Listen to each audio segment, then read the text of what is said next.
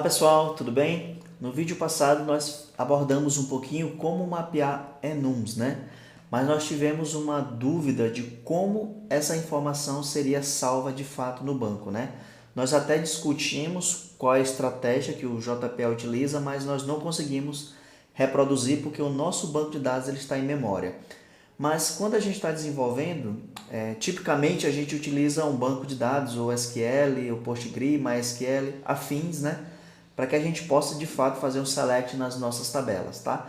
Com o H2 a gente pode também fazer esse tipo de configuração, mas eu costumo utilizar um banco de dados quando eu estou iniciando o meu desenvolvimento, que é o HSQLDB, que ele é um banco que ele também é em memória, mas ele também pode ser salvo em um arquivo que a gente possa ter toda uma interação como se tivesse um banco de dados. E eu gostaria de compartilhar com vocês como mais uma alternativa, ao invés de já utilizar um banco de dados tradicional, tudo bem?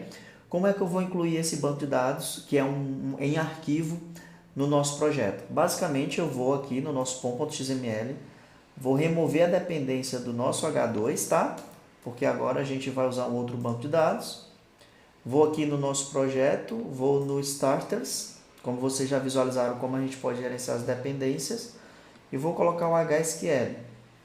Então, eu vou vir aqui, incluir, dei OK, e ele já configurou aqui o HSQLDB no nosso projeto. Mas como eu falei para vocês, a gente também precisa agora definir uma configuração básica de banco de dados no nosso application.properties.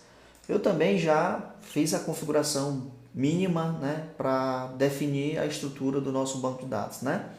Aqui, como vocês já podem visualizar, eu estou colocando algumas configurações básicas de estratégias do JPA. Eu estou dizendo qual é o banco de dados, se eu vou exibir a todo o SQL que a gente está montando, qual a URL do nosso banco de dados e as credenciais. Uma particularidade aqui é que ele vai criar um arquivo para um banco de dados do tipo file, né? E não um executável, um programa de banco de dados. E esse é o diretório que nós vamos armazenar o arquivo que compõe o nosso banco de dados, ok? Uma outra estratégia interessante é esse DDL alto. Como vocês sabem, quando a gente está desenvolvendo um banco de dados a partir do nosso modelo, a gente tem que colocar que nós vamos atualizar o nosso modelo à medida que nós estamos implementando as nossas entidades, né? Nós vamos atualizar o nosso banco de dados. E a gente costuma colocar update na nossa estratégia de DDL, né? Que é Data Definition Language, para poder criar as nossas tabelas e atualizar algumas colunas e afins, tá? Então, acredito eu que nós temos uma configuração básica para o nosso projeto. Eu também já tenho aqui uma colinha de como a gente vai exibir uma interface gráfica utilizando o HSQLDB, que eu vou mostrar para vocês ao longo das nossas execuções, tá? Eu vou importar aqui o nosso projeto para que não venha a dar erro de execução. Vamos ver. Por que não importou? Será que é porque eu coloquei aqui em tempo de runtime? Talvez seja por isso.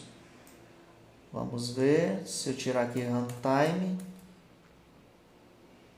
Vamos ver se ele vai apresentar algum outro erro ou não. Agora conseguimos importar. Muito importante esse tipo de definição das suas dependências. Se vai ser nível de desenvolvimento, né? Ou se vai ser só nível de execução, tá bom? Foi colocado propositalmente para vocês se depararem com essas situações e aí termos uma solução imediata, tá? Então, vamos aqui pegar a nossa aplicação, né? E eu também já criei, como agora a gente está trabalhando com uma outra entidade, que é a nossa entidade natureza, que nada mais é do que a finalidade das nossas operações, das contas que nós cadastramos, ou nas contas que nós cadastramos, né? Nós temos as naturezas que determinam a finalidade de cada transação, tá? Então, eu vim aqui, criei dois métodos estáticos, que é exemplo de naturezas e exemplo de contas, tá? E aqui eu criei uma natureza do tipo supermercado e uma outra natureza do tipo restaurante.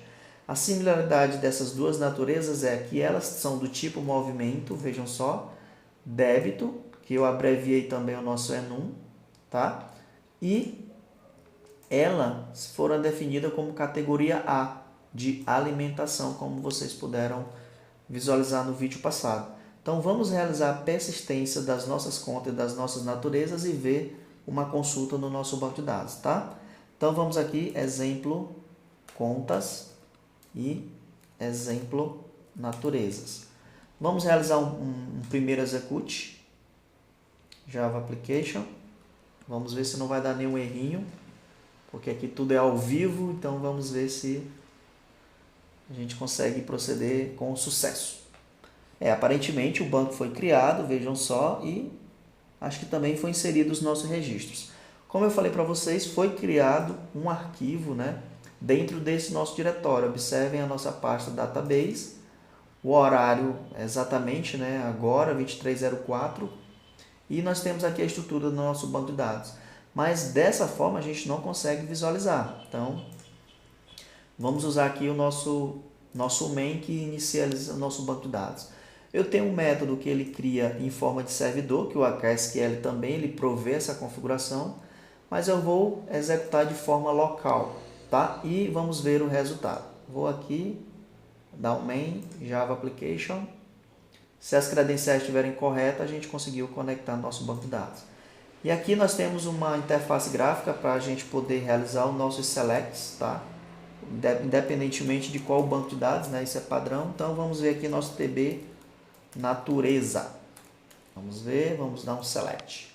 Ok, nós temos aqui uma única natureza que é do tipo supermercado e ela é categoria A, vejam só, e é do tipo movimento ID D. Por que não salvou a outra natureza? Vamos avaliar aqui. Porque eu devo ter colocado para salvar o supermercado 2 vezes. Foi isso que aconteceu. Vamos alterar aqui. Ele vai inserir tudo novamente, mas é só a nível de ilustração. Mas um ponto interessante que eu quero mostrar para vocês, que agora eu vou debugando, é essa particularidade aqui. Ó. Opa, vou deixar aqui antes, para mostrar a nível de console. Nós vamos salvar repetidamente as mesmas informações, mas só para vocês entenderem como o JPA se comporta quando a gente está mapeando enums, tá bom? Vamos ver.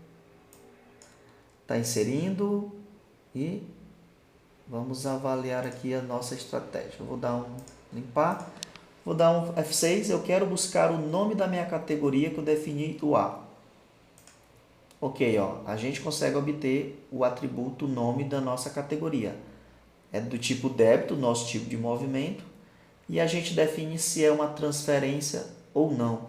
Quando eu digo que o meu tipo de movimento é D, eu criei esse atributo transferência, que ele vai dizer que não é uma transferência, só se eu tivesse determinado o tipo movimento T, que nós teríamos as transferências como true. Então, esse é o princípio de enum, né? Já ter seus valores pré-definidos. Vamos dar continuidade.